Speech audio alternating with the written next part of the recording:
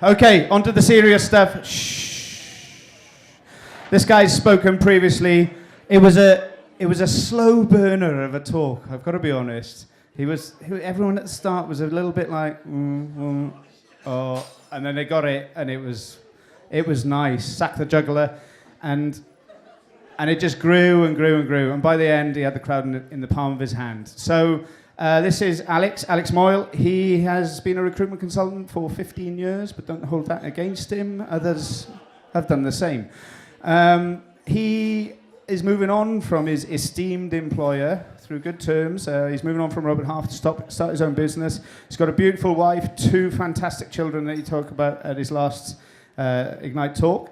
And tonight he's going to be teaching us about finding a formula for finding love. Give it up for Alex Moyle. Thank you very much, Steve. I'm a salesman and I'm proud of it. I'm not a relationship expert, but my friend challenged me to try and use sales principles to help people find love. So that's what I'm here for today. I truly believe that sales can be a force for good, not just evil, which is probably what you all think.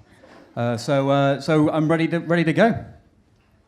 So today, in today's fast-paced world, it's never been more difficult to find love. Some of us are lucky enough to stumble across it, but for those of us who've got busy jobs, it's quite difficult. So I ask you to open your mind to the possibility that sales can help you find love.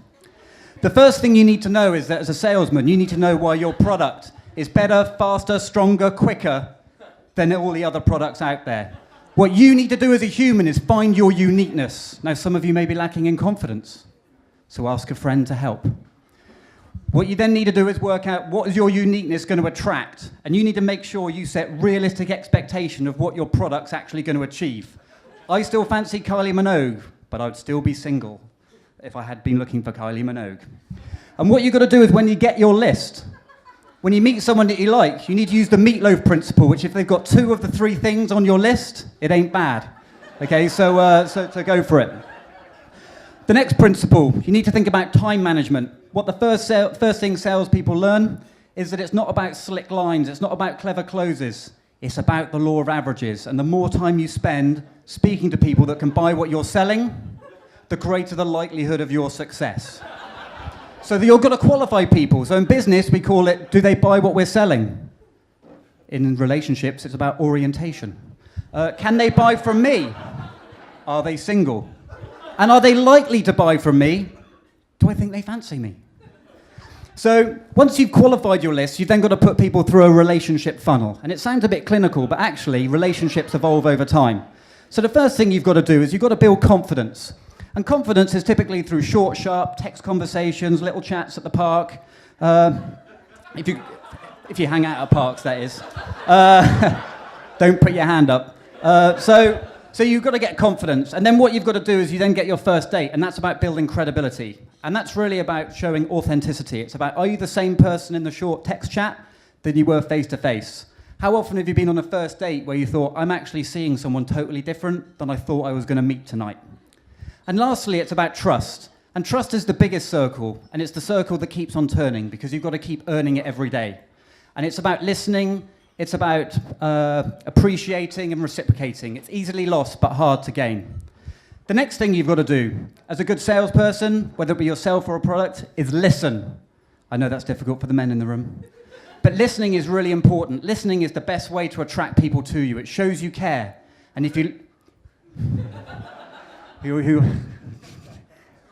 I've lost it now.